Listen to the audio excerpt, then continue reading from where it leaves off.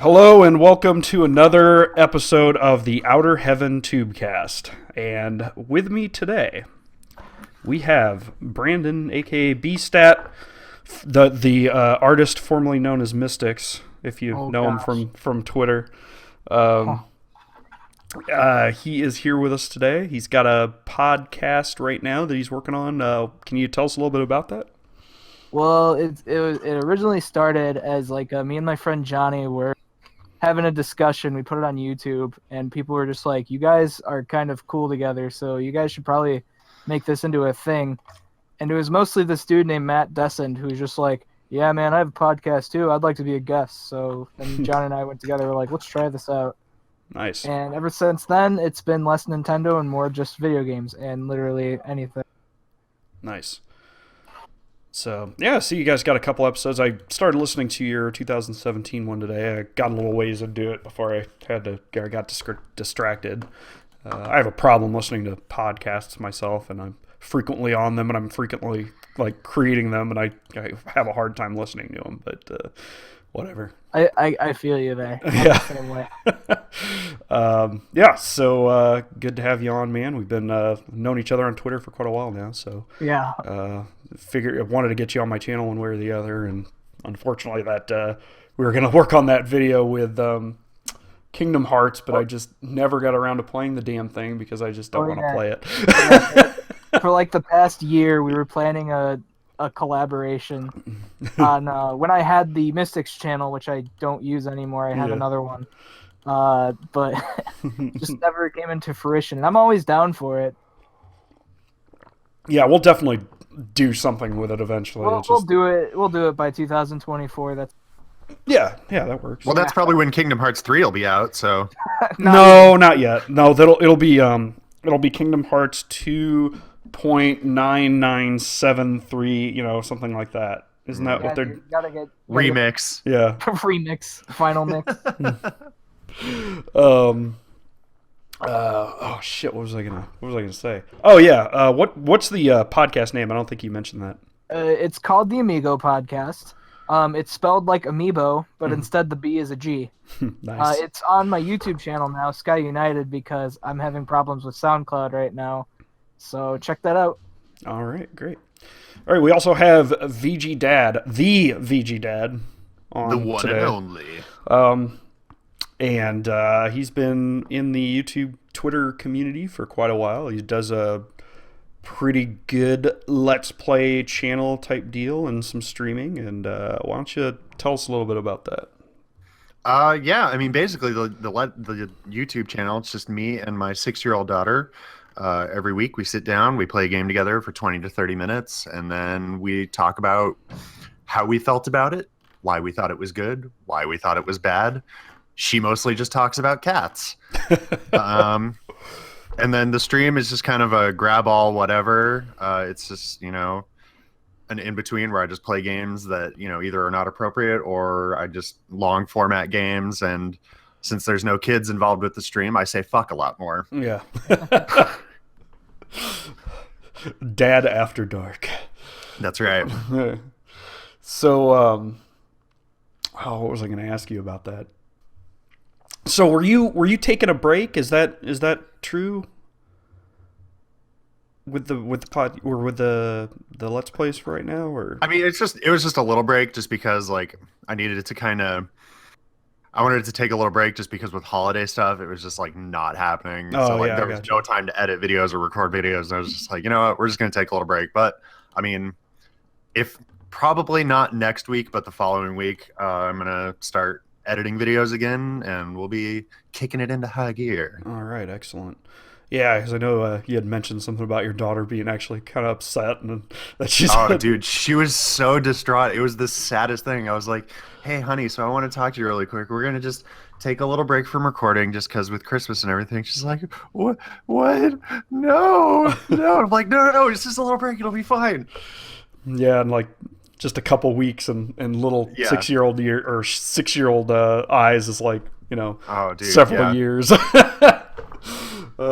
Yeah. Well, that's good that you have that relationship with your daughter, that she actually looks forward to doing that kind of stuff Yeah, with you. exactly. Like, that was the thing. It was just like, well, so like I know she's still having fun with it and she's not just faking it, so Yeah. at least I've got that going for me. Yeah.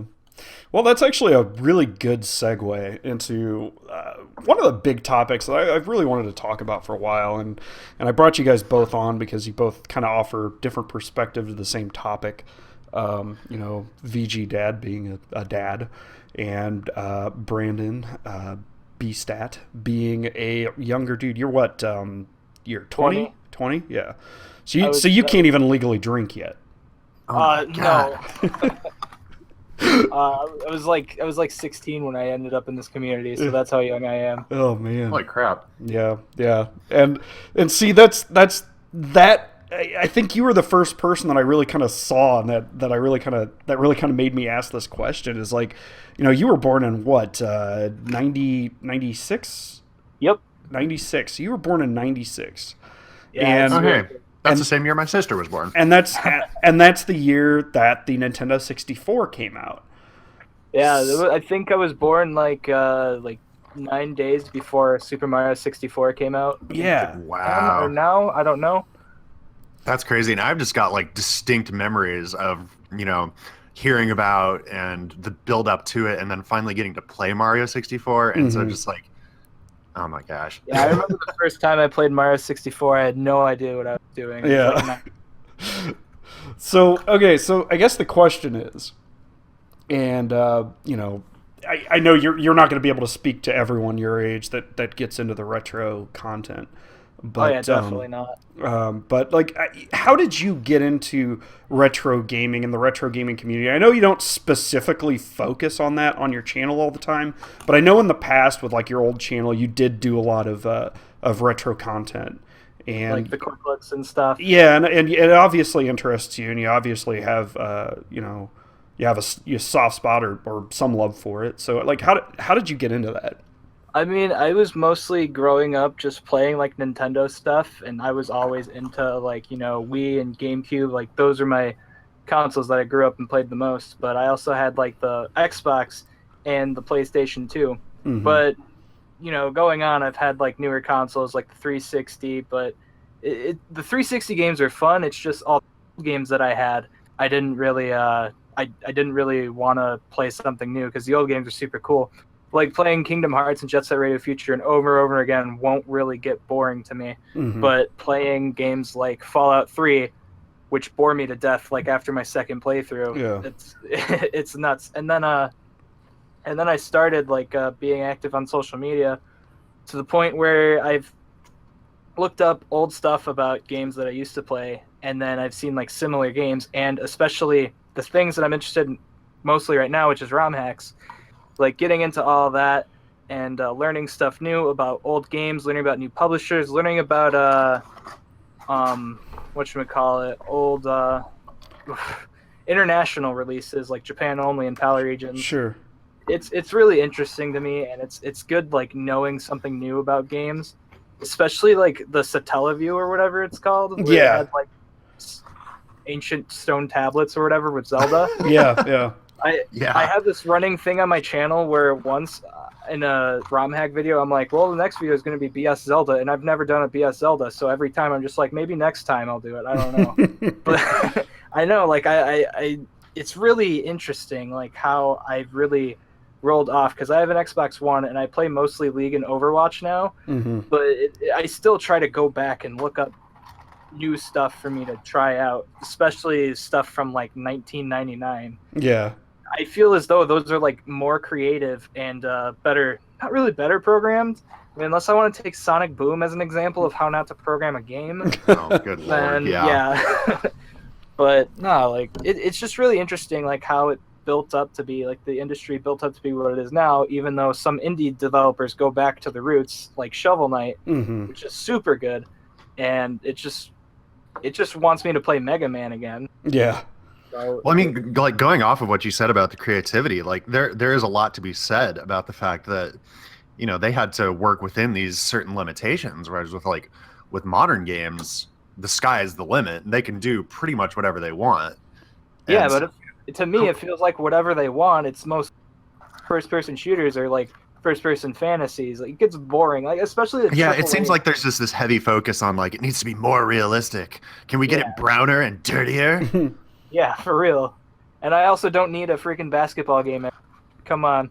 Yeah, that's real. Yeah, I think it's I kind of liken that to the whole the Star Wars prequels. All right, George Lucas, when he was working under a lot more like limitations with the original Star Wars series, you know, those movies came out so much better and so much more imaginative, and they just felt like, I mean, they're better movies. But then, yeah, he was under the scrutiny of like a producer and a writer, and like, yeah, and he didn't even direct the second or the third he didn't direct Empire and yeah, Jedi. No, and it's just interesting because then you give him free reign to do whatever he wants, and then he craps out the prequel trilogy, which, you know, I do know a couple people who really like the prequel movies, and that's great. I just, you know, I think objectively, I'm not even gonna say objectively. They must not think Jar Jar is the most annoying thing on this planet. They're troopers. I'll give them that. Yeah. And I mean, the prequel movies have got their moments. I mean, they've got some really like good... they definitely have merits, but like they're just not the same. Yeah, overall, it's just not nearly as good. So yeah, and I kind of like look at that and then look at gaming, where, you know, the Shigeru Miyamotos and the Hideo Kojimas, they had to work, you know, the games that made them famous, they had a lot more limitation to work under. And, you know, they had smaller teams. They had, you know, the budgets weren't as big. So you get games like Metal Gear Solid. Hideo Kojima is a great example of this. Metal Gear Solid on the PlayStation. Fantastic game. A lot more limitation there because, you know, you're working with a 32-bit system. Yeah. And then, you know, you get the Metal Gear Solid 5 that came out. And I don't know how familiar you guys are with the Metal Gear series. I haven't dabbled into it. All I know is that my friend Pyroman always bugs me to dabble into it, and he loves the series. Yeah, I've got a passing knowledge. I watched a buddy play like an hour of Metal Gear Solid 3, and I was like, yeah, all right, I could get into this. Yeah. Well, you know, my point is that Metal Gear Solid 5 was, I mean, it played really good. It was a good game in its own right, but it just didn't have that same magic that the original Metal Gear Solid did. And it could be because Metal Gear Solid already happened. It could also be because he had way too much free reign to, you know, work within that game, and it just kind of came out as it's very much a Hideo Kojima game. Yeah, and I don't know. I think it suffers because of that. Anyway, I can't really say something about that because I haven't played a lot of games from Hideo Kojima. Mm-hmm. But like, I don't know why Metal Gear like isn't really my highest interest in it. I've been like looking towards like Police Knots and stuff. Yeah, I like the underground stuff. Don't worry. So, but what I've noticed from Metal Gear is, yeah, it is like completely different from the PS1 to Phantom Pain. Mm-hmm. Completely different looking, completely different style. That's the only thing I can see from. Yeah. Well, it's not only that, but it's just like the attitude of the game is a lot more different. Like the first Metal Gear Solid is just like it's very tongue in cheek. Whereas like Metal Gear Solid 5, it seems to take itself way more seriously. I mean, it is still pretty wacky, but it's like it's very much like this is tactical espionage. Yeah, it gets less tongue in cheek, more melodrama by the end. Yeah, exactly. That's it. And I mean, there are some tongue in cheek moments. I mean, if you listen to that, there's like a whole codec conversation on Metal Gear Solid 5 where, excuse me. Where, what the fuck is his name? Master Miller and Code Talker are trying to make the perfect cheeseburger. And it's completely completely, it doesn't matter at all to the rest of the game. So you could completely miss out on it and never listen to it, and it won't matter one way or the other. But that's like the only kind of stuff that's tongue in cheek and in Metal Gear Solid 5. Yeah. Yeah. Yeah, so anyway. So I guess we're going to shift to even younger, from 20-year-old to 6 years old. So what do you find, does your daughter play any modern stuff at all? Do you have any modern stuff for her to play?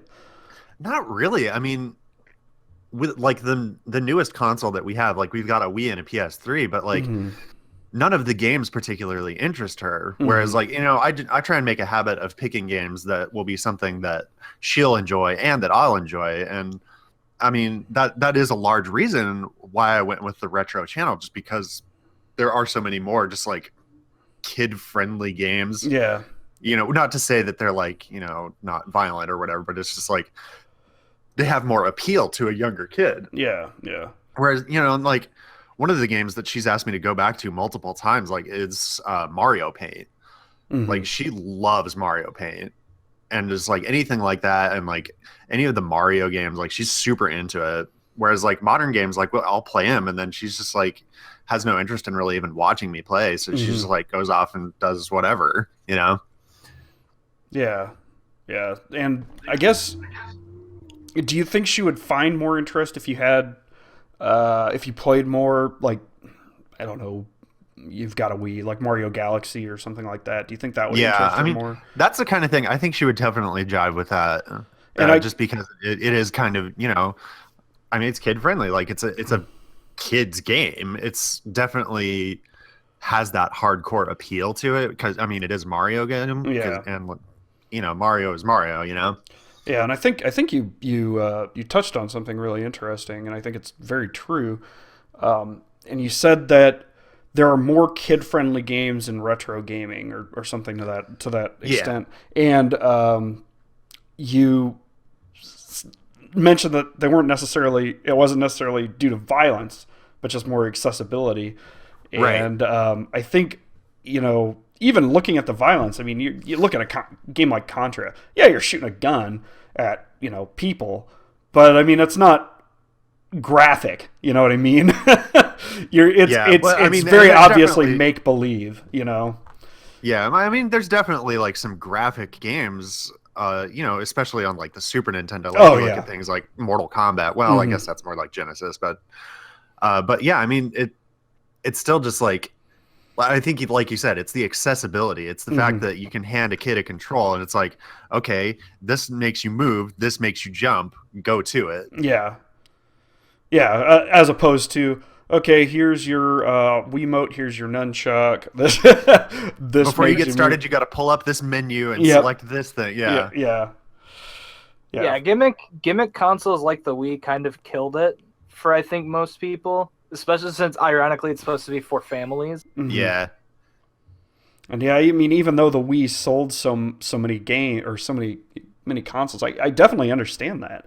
Like, you've got to learn so much more with a gimmick console like the Wii whenever it comes to... Well, and it's not very intuitive because of that gimmick. It's just like, when I pick up a game, I want to just, I want to be able to press the button and it does the thing. I don't want to have to do a weird, elaborate gesture to, pull out my sword or whatever. Yeah, and kids, especially, a 6-year-old, a kid under 10, they're gonna have a lot more fun just pressing the button and watching the character jump than they are trying to, coordinate some kind of, like you said, elaborate gesture to pull out a sword or something, because they're not going to understand that. I think that's why mobile games have seen such a huge rise, because they have that simple accessibility where, most mobile games, a lot of the ones that I've got for the kids, it's just like, it's a simple 1 or 2 button input. Yeah. And they eat that stuff up. Yeah. And I guess what makes that really interesting then is like Nintendo, they are obviously trying to market towards family and children, with their games and everything, or they say it's for everyone, but then their games aren't nearly as accessible play wise as they were 20 years ago. Yeah. That's an interesting thought. I think it also it has to also do with like difficulty when it comes to that. Like if a game's too difficult, like Contra, I don't think a child would like to play it over and over and over again. I think they'd get super tired of it. and want to move on to something else like Mario. Mm-hmm. I don't know. You'd be surprised. Allison kind of kicked ass at Contra. Yeah, I was just gonna say that. You had that one video that she was like average kid. Averagely, you know the attention spans. They go straight to like fun stuff. Yeah, for sure. You're like, hey man, try this. You die over and over again in Contra after the freaking bridge blows up, and then you're just like, okay, yeah, I'm done. Yeah. Well, I mean, even for me, like without the 30 lives code, I'm pretty much done with Contra after the first leg. I'm just like, yeah, I've had enough of this. Let's do something else. I'm kind of a masochist. I played through Ninja Gaiden last night and on stream, and then I played through Double Dragon. But as a kid, hell no, I wouldn't play that stuff when I was a kid because it was too hard. I wanted to play stuff that was more accessible, stuff that I could get into. Easier. I'm like one of the masters of like Super Mario World right now because I used to play it all the time when I was younger. Mm-hmm. Yeah, dude, Super Mario World is one of those games that I will absolutely crush. Yeah. All right. So, I guess this is more of a question geared for Brandon. But like, are there a lot? Do you find that there are a lot of games out there that you went back and played that were obviously released before you were born that you don't have, like you kind of deviate from the popular opinion on, like something that everybody really loves and thinks is amazing, and you're just like, nah, that's not great, because you kind of have that outsider's perspective because you didn't grow up like with that as your only game to play. That's really hard to think about. Mm-hmm. I mean, I don't really think so. For random game, I think I had a lot of fun with Pinball Quest when I was younger, and I think it was they had flaws. I'm not sure what the actual opinion was on it. Mm-hmm. I know AVGN did like an episode of the Three Stooges for NES, just like a mini episode. Yeah. And like I saw a lot of people comment on it like, oh yeah, this game's actually pretty bad. And yeah, it is pretty bad, but for some reason I still have fun with it whenever I like do it, like probably like once every 3 years. Yeah. I remember I did a quick look on it, and I think I raged my vocal cords off. But for some reason, I still had, that's a good phrase, I still had fun for whatever reason. It's like a Mario Party type game. Yeah. I mean, there's a lot to be said for enjoying a bad game for being a bad game, Mm-hmm. Oh yeah, I watched Cygnus Destroyer. He does all that LJN stuff. Mm-hmm. Yeah. He's an absolute trooper. I respect him. Yeah, I mean, I guess it sounds to me like you pretty much just have the same approach to it that anybody who grew up with the games would. I mean, yeah, pretty much. I like try to look at design and like try not to look at flaws and try to enjoy the game for what it is. Yeah. Unless it is like full of flaws, then that's a problem. Mm-hmm. Okay. All right. So we're going to move on to a topic that I just kind of wanted to talk about. It's honestly almost completely unrelated to the age and retro gaming type deal that we were just talking about there. But I wanted to get into Let's Play and gameplay oriented channels. And the reason why I wanted to get into this, and I think it was you, VG Dad, who tweeted this a couple weeks ago, that if you want to, like, something along the lines of, if you want to start a Let's Play channel and be successful, you already have to be successful. Yeah. I mean, I was being kind of a smart aleck, but I was also kind of being honest. Yeah, I mean, it's true. You see that with Mike. Yeah, well, and I mean, James.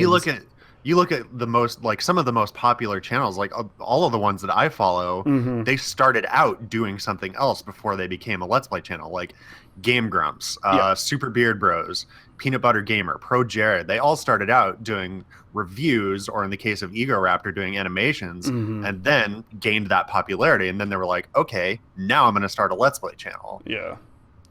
And there aren't very many Let's Play channels that started as Let's Play channels and have gotten like big popularity. Maybe, a couple thousand subscribers, but it's not like a I mean, there's definitely exceptions, like Markiplier. I think, like, he started out doing just Let's Play stuff and then just exploded. Yeah, and PewDiePie, obviously. If you've ever heard of PewDiePie, I don't think I know. I'm sorry, Pewdie who now? PewDie who? Yeah, I mean, I'm not gonna lie. I will admit this, and I've admitted this before. I actually kind of enjoy watching PewDiePie's gameplay stuff. It's not that bad. I mean, other than like his once in a while dick jokes or some shit like that. Yeah. It gets a little annoying. He's definitely entertaining. Like, he knows how to captivate the audience. He's a funny guy. That's why he has 1 billion subscribers or whatever ridiculous number he has. And I think that the difference there is with some of the bigger Let's Play channels. Well, I can't really say that either. Well, okay, Game Grumps does the normal prototypical Let's Play channel format, right? Yeah. They do a whole game, they will cut it into episodes, and you'll pretty much watch the game from start to finish. They may cut stuff out if they have to like die and they go back or whatever, but they just talk the entire time. But a lot of the other real successful Let's Players, from what I understand and from what I've seen, because I don't watch Let's Plays a lot, I very rarely watch a full-blown Let's Play. They do more edited stuff, and they'll play through the game and they'll just like chop up and put the interesting bits in. You do that, don't you? Yeah, I mean, most of it is just me cutting out the dead air and everything, but there is definitely a focus to it where it's just like I'm trying to get the highlights. Yeah, and like it definitely turns into more of like a highlight, like a highlight showcase more than just like here's this game that I'm playing. Yeah, and I think especially for your format, it kind of has to be that way because I can't imagine your 6-year-old being able to provide like 40 hours worth of commentary on Final Fantasy VI, Like, that's why we do only about a half hours, because she gets bored after that and she's ready to do something else. So, and I think that's where a lot of Let's Play and gameplay channels tend to go wrong, is that they aren't trying to edit things down, and they just go for that long format, and they are not Ego Raptor, you know what I mean? Oh, yeah. There's a lot of people in my network who like ask me to like look at their videos and like give them feedback. And my number one thing is that I just don't watch videos when they're over 15 minutes. So when someone sends me a video that's like 25 minutes, I immediately comment. I'm like, I'm not watching. Yeah. It is way too long. Yeah. They're like, you didn't even give me a chance. I'm like, yeah, I did. It's wrong. So just cut it. Like, it's better, especially if you like did 2 hours worth of footage, and I think my friend the Retro Showcase does this pretty well. He just cuts it up into like different, like when he did Mario Chaos Edition, he cut it up into different episodes as well. So they're like usually like around 10 to 13 minutes long. They're really entertaining, and when he knows like it's reached its limit, he just moves it on to the next one. Yeah. He doesn't do it all in one video. That gets boring after a while. Yeah, I mean, and I think you really hit on it. It's just like, it does get boring. It's like, people don't have 25, 30, 40 minutes to sit down and dedicate to just like sitting down at the computer and watching videos. Like our lifestyles now just aren't, they don't preclude that. Like we don't have that lifestyle where we can just, do nothing for that long. Especially whenever it's just gameplay and someone commentating over it. Yeah, exactly. If it's more like a traditional format of like a film or TV show or something like that. I mean, you look at a gaming historian video, for example. He'll do a 30-minute video, and I will sit down and watch that 30-minute video. Yeah, because it's 30 minutes of content, not, 15 minutes of content and 15 minutes of who knows what else. Yeah. So, and I think, there are some game or Let's Play channels that I've seen that in the past they're able to do that whole long format without like the highlights, and they do it really well. Replayability is one of them. I always say this. They were like the one and only like full long format Let's Play channel that I can like sit down and watch on a regular basis. And he's not doing Let's Plays right now. It kind of bums me out because they talked the entire time. They were incredibly informative. They always had something to say. It was more of a podcast than it was, just a Let's Play. And I think it's a podcast with gameplay in the background. Yeah. And they continue to come back to that game that they're playing. But it's, they deviate from the subject a lot, and I thought it made it a lot more interesting that way. They brought their own unique spin to it. And I think the problem is, so there's just too many damn Let's Play channels out there to really stand out. There is a huge saturation of it. I remember it was probably about a year or so ago, somebody, like, I'm in the Let's Play subreddit, and like somebody posed that question. They were like, are there too many Let's Play channels? And my response was something along the lines of, well, yes and no. Yes, there's a lot of Let's Play channels, but there's not a lot of quality Let's Play channels. Yeah. Now, Brandon, I know you were doing some. Did you do? You weren't doing like super long format gameplay stuff. You were doing, your stuff was pretty short, right? Oh boy, I don't like to go back to this. Everything that was Mystics related, it's like I want to try and forget. But no, I remember I started off with the Mystics Ninja name doing Let's Plays, and they were mostly 20 minutes long. So way back, I didn't know what I was doing. I just thought maybe if I played video games for a long time, people would watch and hee. Yeah. Except for my commentary was more of a, yeah, so, okay. And, like, you know, it's the boring stuff. You go along with it. Well, luckily I had, like, connections to YouTube, like Guitar Game Guy and Scourge, who have, like, over 10,000 subs, that they got me, like, noticed, and I got people to, like, you know, give me feedback. Feedback being, stop doing Let's Plays. Yeah. And, so I moved on to other stuff, and I did go back to Let's Plays, and they were doing better. The only difference is that these are under 15-minute videos. They aren't, what did I do, like 20, 25 minutes like I used to do. And I got bored with them after a while, actually. And not a lot of people watch them compared to the other content I did on my channel. I tried to do it on a separate channel. It didn't work. It's just that Let's Plays, even I don't want to look back at them. I don't even want to look and, like, edit them. Compared to like actually like editing content of like a one-off or some shit. Yeah. I don't want to look back and just like, oh yeah, I played this. Yes. I'll just cut out all the parts where I'm silent and then boom, we're done. Yeah. But it just gets really boring to hear my voice over and over again in one game when it's like 40 minutes worth of footage. And that is exactly what I try to tell people whenever it comes to making videos. It's make videos you want to watch. Yeah, if you're not going to want to watch this video, what makes you think anybody else is going to? And when I started Quick Looks, it was really fun to watch back on stuff that I did. But near like the end of the old channel I did, I just really, I'm like, screw it. Like when I got to Quick Looks, and you can tell, I unlisted most of the videos. I'm thinking about relisting them, but because I've been getting like really rude comments out of nowhere, and I just like, I'm just sitting here, I'm like, well, what's the point? Because my videos used to get like over 200 views of video, and then it dropped to like 32. Yeah. And you know, I sat there and I'm like, really, what's the point? I watched every video. I had like this weird new setup where my voice, you couldn't hear it over the game, and I used to have it like audio and video recording separately, but I just got super lazy.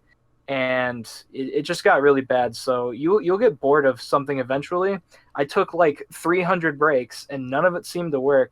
So right now, I just make videos when I want to make videos, when I feel like it, when I feel super inspired to do something. And right now, it's been less video games and more. I'm at my friend's house actually filming a real video, like a live action film. Yeah, and I think that's really important. Is you really got to follow like what you want to do when you make a video. And you know, some people like to just put Let's Play videos out there and with minimal commentary, and it's fun for them and they're satisfied with that, and that's great. You know, that's awesome. I mean, you make a lot of friends, you know, posting stuff. Oh yeah. Oh, absolutely. Like if I hadn't started doing this, like I've met some incredible people. Yeah. And I mean, it really does just come down to doing something that you enjoy. Like if you're not enjoying it, it's going to show through in the work that you put out. Cause like I've seen it happen before where, you know, people will just, you know, like they stick to this rigid schedule of like, I've got to get X amount of videos in a day. And then they just are shitting out content. And it's just like, you sound bored, dude. Don't ever do scheduled shit. That's what I started out. Yeah. That's I was able to get it I was able to get it done. I was in high school when I started this. I was able to get stuff done because I had a smooth schedule, and then I started college and had a job, and I just started shitting stuff out. Yeah. So it gets really bad. It gets really you rush everything out. The best thing is quality over quantity. Yeah. And that's why excuse me. And that's why you've seen, I don't know if you guys are paying attention. I don't really care one way or the other. I mean, I care about your opinions, obviously, but I'm not sitting here saying, watch my stuff. No. Oh God, don't get me started.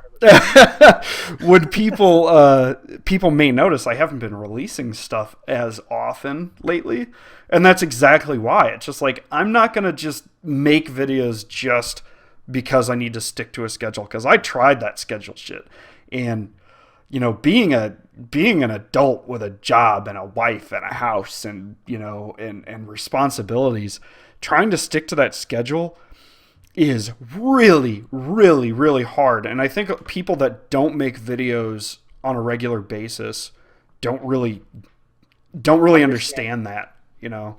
But it's also, even without those stuff, without having a job or without having a house, wife, without that, sticking to a schedule and trying to stick with it all the time gets super stressful. Yes, it does. You can't force creativity.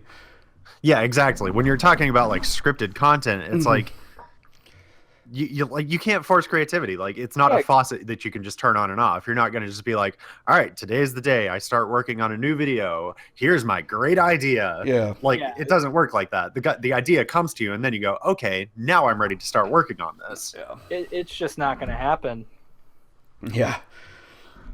I mean, unless you're like super, super focused and driven, and that's what you want to do. It's just not. Yeah, I mean, realistic. like if this is your career, that's certainly a different thing. And I think there's been a lot of commentary lately about YouTubers that are doing YouTube as a career that have had a lot of problems maintaining their schedules because it's draining. It's hard to keep up with. Grade A under A. He had to take a break, and he makes videos with MS, with Windows Movie Maker, and his laptop mic, and that's it. And he had to take a break because it's stressful. Yeah, it just becomes a grind. Yeah, it's a grind, and it gets to a point where it's not fun anymore. And that's where I'm at right now, to an extent. I mean, I took down my Patreon the other day, and I was just like, yeah, I'm not going to do this because I'm not going to be putting stuff out on a regular basis, because it's not fun to do it that way. It's fun to take my time and let the creative process evolve naturally. Exactly. Well, and that's been my philosophy, just as far as like from the moment I started this channel, is and I talked to my daughter about it. I was just like, okay, as soon as either one of us stops having fun, we're done. We're packing it up and we're moving on. Yep. Well, that was way off topic, and that's okay. That's okay. That's what this channel. That's my podcast anyway. So dude. Go check out Amiigo. Wink, wink. Yeah, do it. No, and that's completely cool. I mean, just discussion podcasts are a lot more fun than like rigid stuff. Yeah, that's a great part. Like, you can like start off a topic, have it planned, and then you can stem off into other topics with good detail and good points, and it's pretty much the snowball effect. Yeah. Well, I mean, it's all about just like, here's an outline of things I would like to talk about. Yeah. It's not, you don't have to be like, okay, we're talking about this, and you may not deviate. I dare you to deviate. I dare you. I dare you. Yeah. I mean, I think this kind of format works pretty well. At least for me. Honestly, I'm not doing this for views on YouTube. I'm not even putting this up on SoundCloud or anything like that. I'm just doing it for the hell of it, to talk to people. It's just about the discussion. Yeah, that's all it is. That's what content creation should be about. It should not be about views or money. I mean, it should be about views if you want money, but it should mostly be about fun. If you're doing it for the views, you're doing it for the wrong reason. Yeah. I think there is I really got into the whole views thing for a very long time. It's hard not to get caught up into it is like man, it's just, it's so fun to watch that stuff grow, you know? yeah, it's that rush. Like you see the numbers going up and you're just like, oh man, this is amazing. It's like it's that reward for Yeah. the hard work and like seeing it all pay out. Yeah. And like it really is. Like it's hard not to get caught up in it. Yeah. But it could also kill you because like right now, I used to be putting out videos that get like 20 to 40 views per release, but now I haven't even been hitting 10 with my last 5 videos. Like it's probably because of the season. Oh, I guarantee you it's for the season. Like my most recent one, like I normally hit like 30 or 40 and my most recent one had like 18 and I'm just like, yeah, that's about right. Yeah, views go down over the I was gonna say mine was season. like a drastic change. It went from 50 to like 7. Yeah. Yeah, what happens, what I've noticed with running, helping run Gaming Rebellion and, my channel and everything is views are huge over the summer. They are so high over the summer. And then you get into the winter months where kids are going to school, they're studying. Then the holidays come up and they're busy with family and stuff. You just see the steady decline from like October to December, and then it starts picking back up after January until it reaches a high back in the summer. That's just the way views work, as far as I've seen it anyway. Yeah, but No, I think that's 100% true. Yeah. Yeah, but still, like you look at that stuff sometimes, it doesn't really get to me, but it really did. Yeah, it can. I mean, you sit there and you put all this hard work into something and you put it out there and 10 people watch it, and it's just like, well, I really appreciate those 10 people who watched it, but I mean, I put a lot of freaking work into this. Yeah, it's really hard not to let it get under your skin. Yeah. Yeah, and then I've been like working on this bigger project that I've never tried before, and then like I look at all the stuff that I've put up, podcasts, ROM hack video, and first impressions monthly video I do with my friends. And like I see like I'm getting absolutely nothing, like 3 views on a 33 subscriber channel. Yeah. I'm like, will people? I've been putting like a whole month's work into this new video. I wasted time. I don't want people to just like not watch it. Well, It really gets to you if you're focusing on. All right. All right. Well, thanks guys for coming on. I really appreciate it.